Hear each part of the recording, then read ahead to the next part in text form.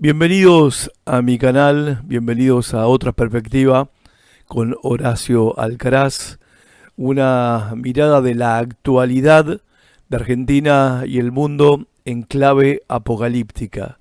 Y explicaba en mi entrega de la semana anterior que el término apocalíptico lo uso en el sentido del significado mismo de la palabra, que es revelar algo que no es evidente a la mirada normal o superficial de las cosas.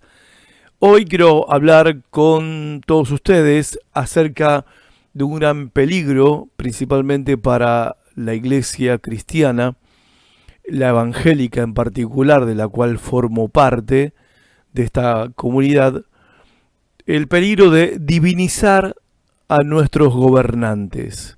Este comentario tiene como título Relatos y lentejas.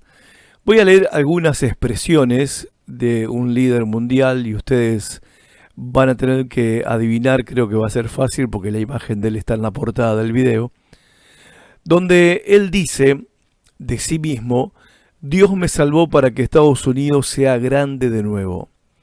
Sigue diciendo: la edad dorada de nuestro país comienza ahora. A partir de este momento, el declive de Estados Unidos ha terminado. Vuelvo seguro y optimista. La riqueza va a recuperarse. El poder del cambio está barriendo todo el país.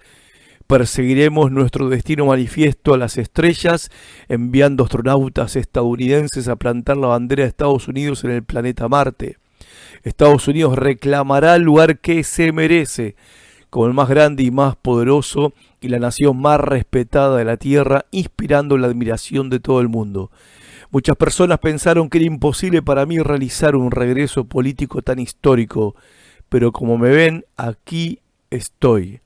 A partir de este momento, la decadencia de Estados Unidos ha terminado.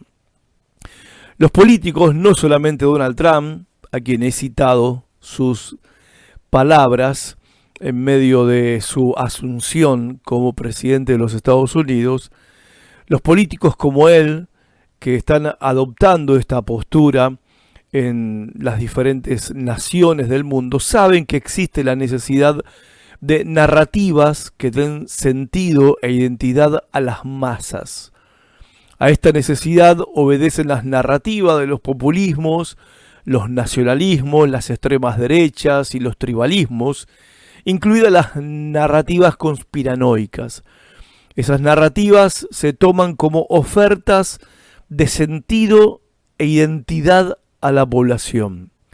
En el siglo pasado, las narraciones o relatos como el liberalismo, el socialismo, el fascismo y el cristianismo le daban sentido a la vida y le brindaban sostén y orientación y hacían a la vida misma parte de una gran historia. Por ejemplo, con respecto al cristianismo, la iglesia primitiva hizo de la fe en Cristo un relato que rivalizaba con el relato del Imperio Romano. Con su manera de narrar el Evangelio, salvó a los oprimidos de la coyuntura opresiva imperial. El Evangelio, como una narración trascendente, no pasó por alto ningún rincón de la vida y se fundamentó en el ser y no tanto en el tener. Incluso en el tiempo mismo, el relato va cobrando un sentido narrativo. Por ejemplo, cuando celebramos cada Semana Santa, cada Navidad, nos estamos recordando a nosotros mismos que somos parte de una gran historia, más grande que nosotros mismos, que nuestros pecados y que nuestros deseos. Esas fechas hacen que cada día tenga su sentido. Pero las narraciones o relatos del presente son la expresión del modo de sentir de una época, la que estamos viviendo. El espíritu de la época ahora va hacia el pensamiento denominado de derecha, populista, radicalizada, extrema, bestial. Mañana irá hacia la izquierda, populista e irracional. Y qué rápido se agotan estos relatos. Ahora, déjame decirte que detrás del relato hay un poder. Y esto es como una especie de paréntesis que estoy haciendo con respecto a la importancia de la narrativa y del relato para el poder ejercer su dominio sobre la población. Pero acá quiero hacer un paréntesis un poco amplio para destacar esta realidad, que detrás del relato hay un poder. Y esto es lo que nos explica Juan en el capítulo 13 de Apocalipsis, en el versículo 1, cuando él dice: después vi a una bestia que subía del mar, tenía 7 cabezas y 10 cuernos y una corona en cada cuerno, y escrito en cada cabeza había nombres que blasfemaban a Dios. 7 cabezas, 10 cuernos, con su corona cada uno, y en cada cabeza blasfemias contra Dios. Bueno, de esta manera lo que está haciendo Juan de Patmos está introduciendo a nuestros hermanos del siglo I, a quien dirigió el Apocalipsis, ese libro famoso. Apocalipsis significa revelación, como dije al principio. Los estaba introduciendo en un tema que va reapareciendo en todo el capítulo 13, que tenía que ver con el Imperio Romano. Y todas las bestias parecidas a lo largo de la historia hasta hoy también están retratadas en este famoso capítulo 13.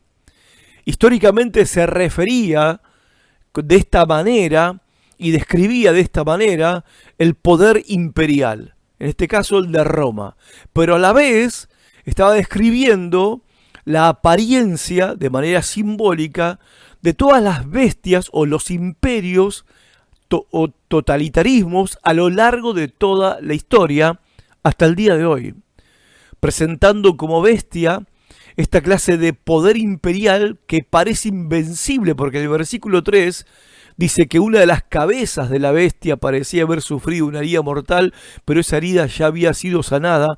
El mundo entero, fascinado, iba tras la bestia. O sea, una de sus cabezas muere, pero al final resucita, toda una parodia de Cristo, ¿no?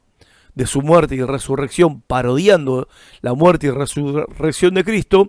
Y ahora ese despliegue de poder se expresa con una fuerza irresistible que está fascinando al mundo entero y lleva al mundo entero a seguir a la bestia y rendirle culto, a divinizar el poder.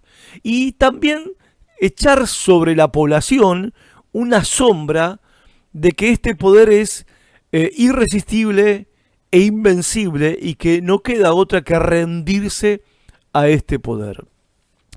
Pero la razón de esa idolatría, porque en definitiva estamos hablando de una idolatría, aunque inconsciente, se puede ser idólatra, incluso los cristianos que divinizan el poder político, el poder del gobernante, pueden ser, como eran los nicolaitas en el libro de Apocalipsis, idólatras sin querer serlo y sin darse cuenta.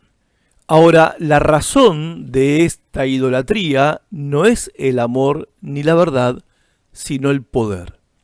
El versículo 4 de Apocalipsis 13 dice: y adoraba al dragón porque había dado su autoridad a la bestia. También adoraban a la bestia y decían: ¿quién como la bestia? ¿Quién puede combatirla?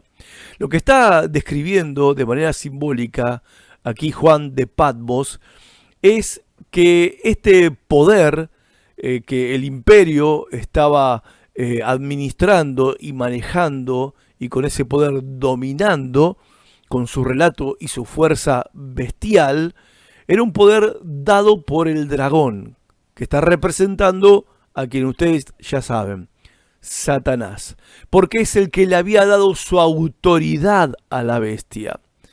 Y esta autoridad y este gran poder provocaba esta admiración. ¿Quién puede vencerlo? ¿Quién puede combatirlo a este poder? Y cuando Juan describe a esta bestia con cuernos, cabezas, coronas, blasfemias, es la descripción de lo complejo que es el aparato de dominación de los imperios, de los gobiernos totalitarios.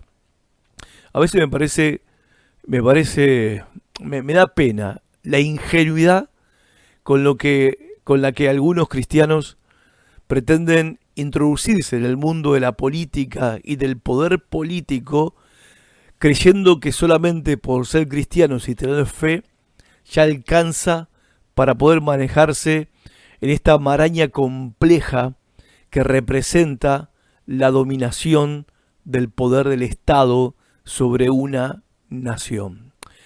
Históricamente, como dije recién, esto era claro en el Imperio Romano, era notable para ellos, Juan lo notaba y estaba instruyendo a la iglesia para que la iglesia se percatara de esto y no doblara la rodilla ante el poder del emperador y menos prestarle reverencia ni adoración.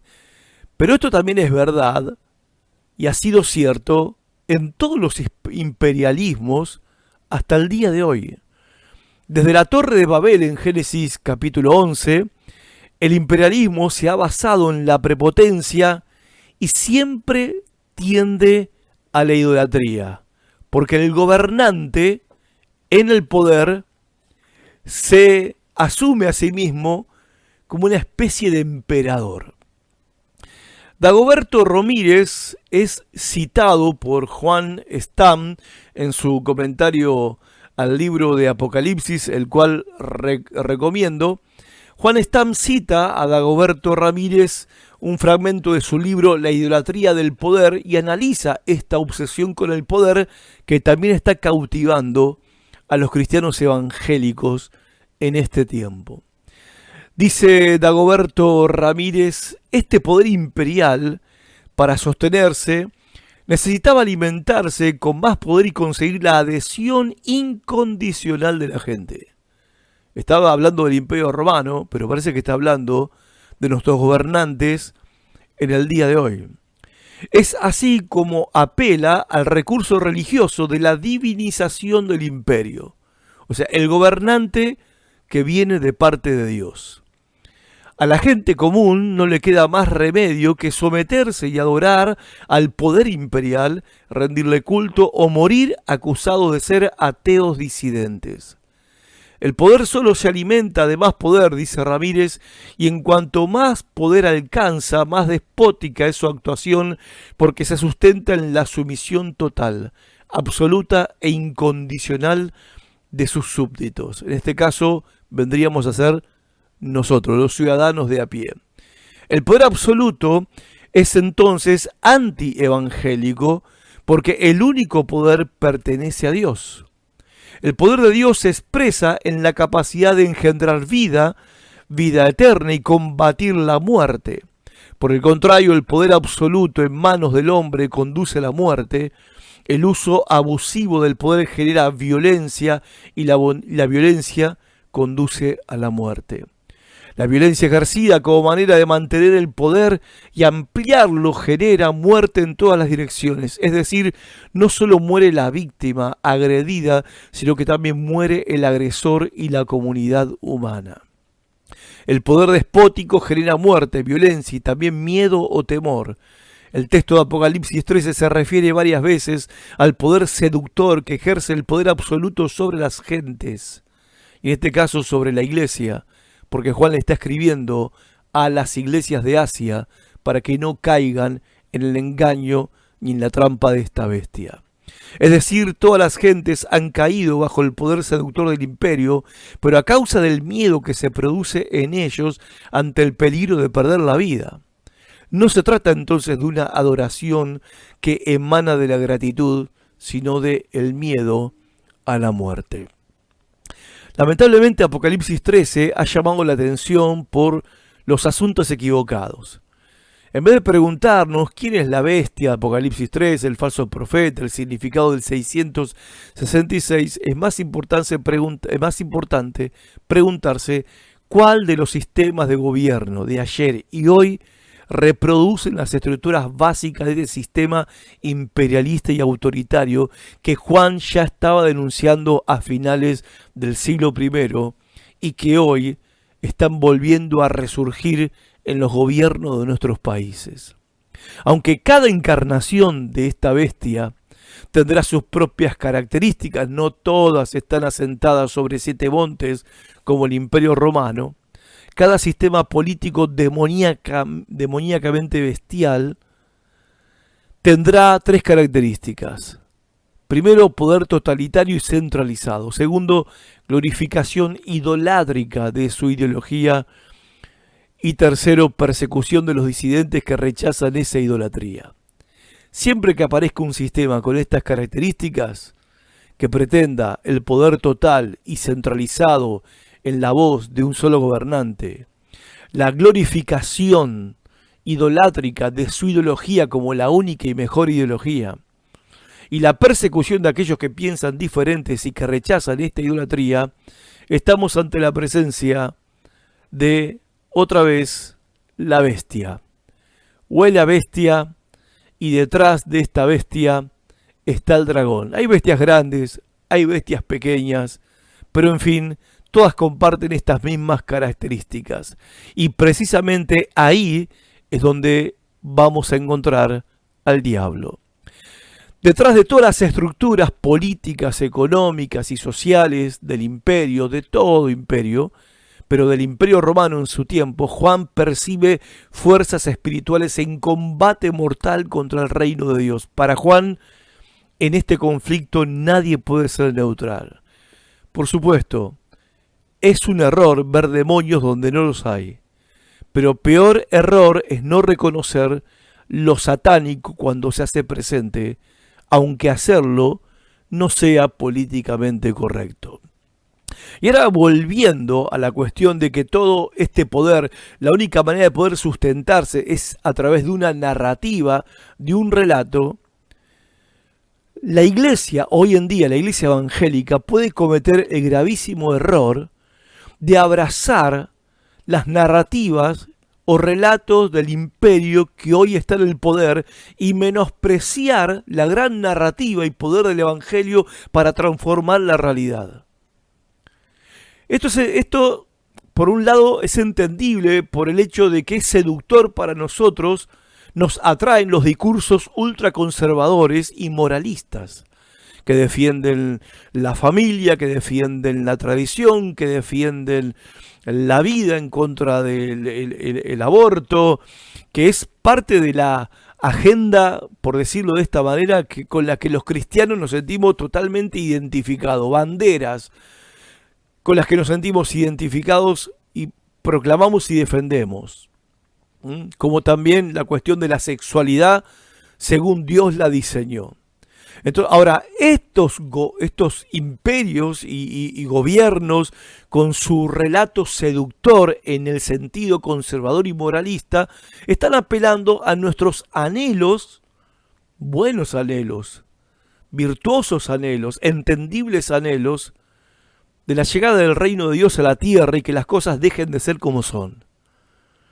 Pero este relato que lo proclama la derecha radicalizada que hoy está en el poder de muchos países, esto está ocurriendo a nivel mundial, esta ola de este viento de derecha radicalizada está barriendo en el planeta Tierra, no es ni más ni menos que otro plato de lentejas para los creyentes, para el liderazgo de la iglesia, que el poder de turno nos ofrece como una especie de zanahoria que tenemos que perseguir.